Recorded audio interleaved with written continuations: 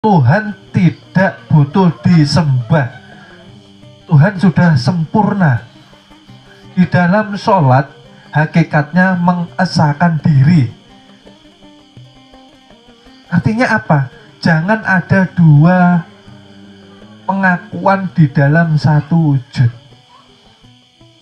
Oleh sebab itu, yang awal kita nyatakan, hingga kita mengangkat tangan kita menyatakan Allah Maha Besar, Allahu Akbar. Bagaimana tidak besar kuasanya? Zohir batin, Allah yang nampak.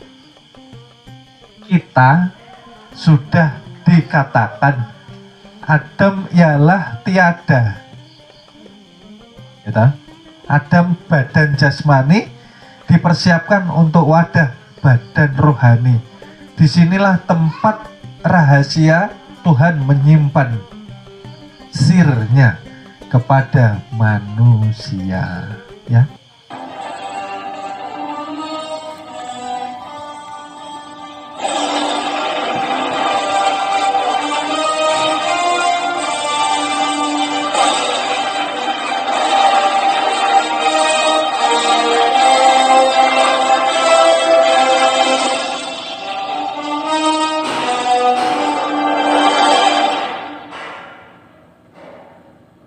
Kenapa orang yang belajar ilmu makrifat susah sampainya? Karena rasanya tidak pernah diasah. Mengasah rasa seperti apa sih? Sederhana, sudah dikatakan.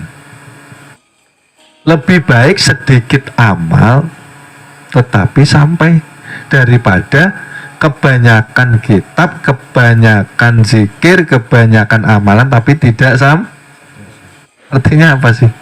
Ini ya. Napasmu rasakan. Caranya bagaimana, Bu? Rasa, merasakan.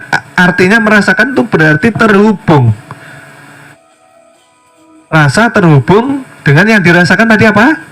Napas. Berarti sifat terhubung dengan zat. Kalau sifat terhubung dengan zat, maka terhubung dengan tuh. Sesederhana itu, ya Allah. Nggak pernah dipakai, nggak pernah diasah ini, nah. Allah. Loh, sandalku tadi di mana ya? Ya Allah, bisa-bisanya itu. Karena pikiran, ya. Oleh sebab itu, pikiran inilah yang sering membuat kita gagal dalam belajar. Jangan dipakai, ya. Oleh sebab itu, di perguruan kan sering dilatih, ya. Yang tadi, tanda rasa bersyukur kita kembali ya ke awal, ya. Tanda rasa bersyukur kita, ya, kepada Tuhan kita harus tunduk. Tunduk itu kan tidak boleh kompromi. Nanti dulu Tuhan, sabar toh Tuhan. Loh, Tuhan harus suruh sabar. Sabar. Tanggung ini loh. Aduh, mepet waktunya. Tuhan harus suruh sabar. Ya Allah, namanya tunduk. Taat, patuh itu totalitas. Artinya kita yang tunduk, bukan Tuhan, gitu loh. Waktunya sholat 5 waktu jangan sampai dilepas, gitu loh. Apalagi belajar ilmu mengenal diri, belajar ilmu makrifat itu harus semakin tunduk, gitu loh. Yang tadinya tunduknya setengah-setengah, kalau belajar makrifat harus totalitas. Totalitas itu tanpa batas. Artinya apa tanpa batas itu? Walaupun kita sakit seperti apapun, ketika masih bisa sholat, harus kita kerjakan. Bukankah kalau tidak bisa berdiri, bisa duduk? Tidak bisa duduk, bisa Nah, tidak bisa bergerak dengan kedipan Loh. Ini sakit sih. Aduh, gigiku sakit. Manja ya. Ya. Ingat, belajar ilmu makrifat bukan untuk membinasakan syariat. Ingat ya, belajar ilmu makrifat untuk menegakkan syariat junjungan Nabi besar kita, Nabi Muhammad Sallallahu. Ditegakkan, jangan dibunuh. Ditegakkan, jangan dibinasakan. Gitu loh. Itu mi'raj kita kok itu jalan kita bertemu Tuhan gitu loh. Kok malah dilepas? Nah, ini salah kaprah. Kalau makrifatnya yang terlipat, nah ini repot ini guys. Makrifatnya sebuku repot ini. Repot artinya apa? Mereka sangat disayangkan. Kita tidak boleh mencela. Kita tidak boleh menyalahkan. Di sini kita harus meluruskan, karena itu saudara kita. Kalau kita diam, artinya kita bertanggung jawab, karena kita tahu jalannya. Sedangkan mereka tidak tahu jalannya. Kalau kita diam, siapa yang kena pertanggungjawaban? Kita. Orang belajar makrifat tidak mau sholat, hati-hati. Yang dipakai ini badan siapa? Hamba Allah. Ini hamba Allah loh, wajibannya kan sholat. Maka ada zahir, ada batin. Maunya yang dipakai batinnya saja. Itu namanya koler. Nggak usah kebanyakan hadis. Tenangnya koler. Tidak tunduk sama tuh. Setelah kenal Tuhan malah menjadi musuh tuh. Menjadi musuh Tuhan. Ini bahaya. Ini kita harus meluruskan, bukan menyalahkan, bukan mencemooh. Ada saudara kita mungkin yang makrifatnya terlipat, yang tidak sampai, yang sebuku. Mudah-mudahan mendengar uraian ini. Percuma kita hidup tapi tidak mempunyai terima kasih kepada tuh. Hidup kok nggak mau sholat 5 waktu. Rasul pulang dari Isra Mi'raj kan bawa oleh-oleh. Itu nabi kita loh, sekelas nabi. Lah sampean sopo loh?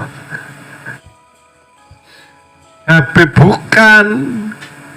Sholat koler, nggak perlu sholat, sudah sampai. Ini melebihi nabi ini mau.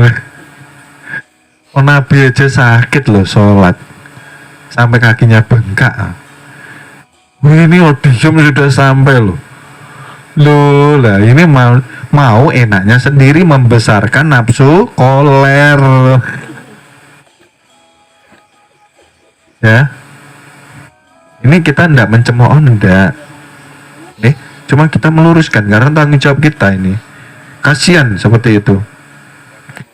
Karena nanti dihisab. Dihisab itu apa sih? Kalau kita merasa sudah mengenal Tuhan tapi tidak tunduk, kan aneh, bertentangan. Gitu loh. Paham gak ini? Maka kita harus selalu mengesahkan asyhadu alla ilaha illallah wa asyhadu anna, lenyap kita pada kebesaran Tuhan. Itu loh, lenyap.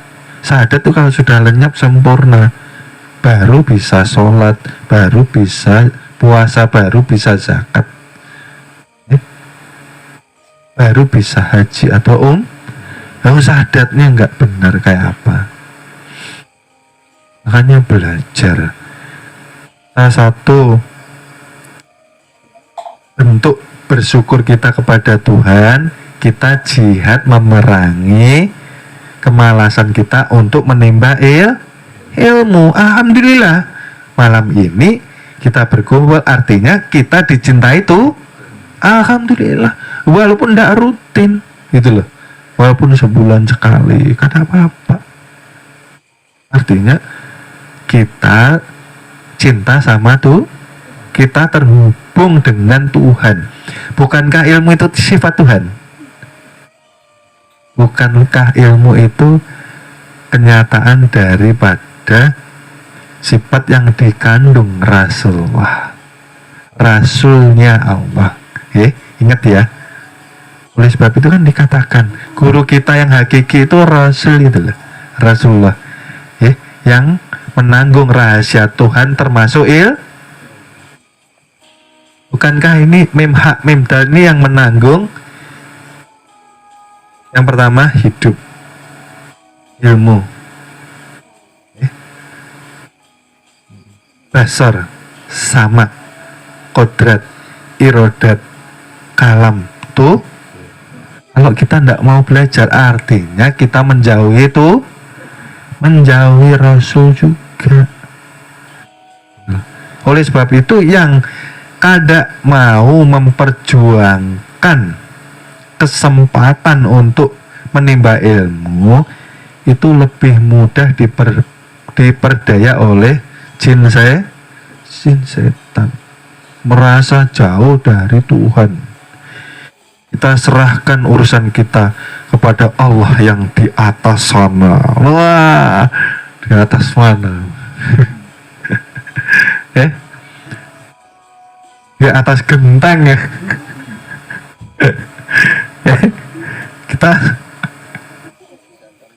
Kita belajar tidak boleh tegang ya.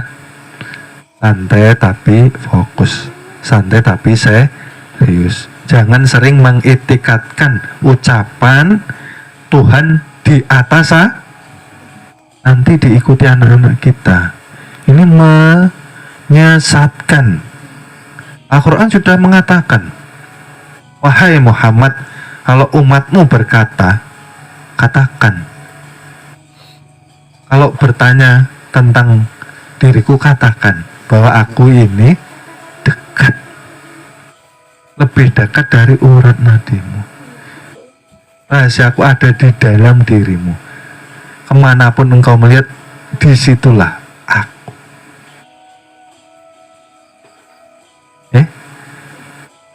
Artinya inilah aras. Tempat pentajalian zat dan si, itu loh hakikat aras. Wow, berarti pilot pramugari itu yang paling dekat dengan jauh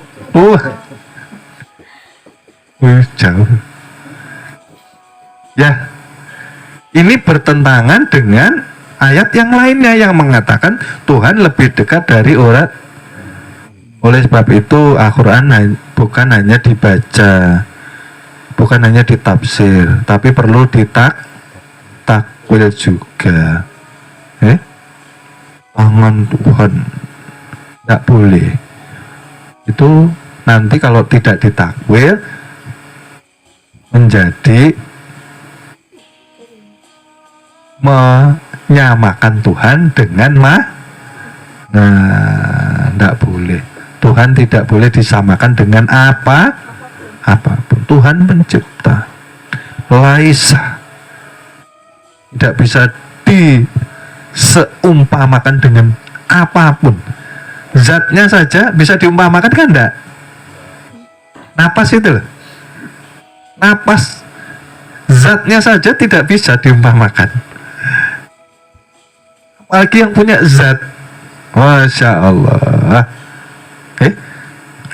Oleh sebab itulah kita tidak pernah terpisah dengan Tuhan kita. Ketika kita terpisah, maka seperti lampu terlepas dari sumber energi powernya. Paham nggak? Tuhan ini ketika kita dilahirkan sampai nanti kita pulang tidak pernah memisah kita.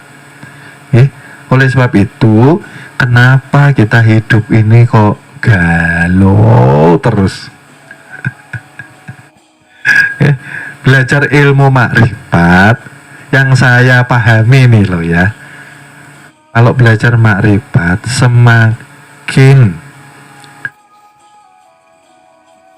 paham maka akan semakin tenang. Belajar marifat itu semakin memahami maka semakin tawakal kepada Tuhan. Kenapa manusia ini yang belajar ilmu marifat masih galau, masih cemas, masih ketakutan dengan masa depannya sendiri? Karena tidak pernah terhubung dengan Tuhan. Apa sih terhubung? Itu tadi loh, sholatul daimnya diasah. Ini yang menjadikan pikiran kita ini liar, cemas, was-was, takutan, kebingungan, galau, sedih, senang. Kalau sedih, ingat Tuhan, senang, lupa tuh, terus tidak pernah stabil. Karena tidak pernah terhubung rasa ini tadi. Coba tuh dirasakan. Kita ini merasakan zatnya loh, tidak main-main. Zatnya ini meliputi kita. Bukan Tuhan loh ya. Yang meliputi kita ini siapa? Zatnya tuh. Yang meliputi kita itu nur. Maha meliput. Muhit. Nah, muhit. Meliputi. Diliputi ini. Nah. Kalau masuk, ya.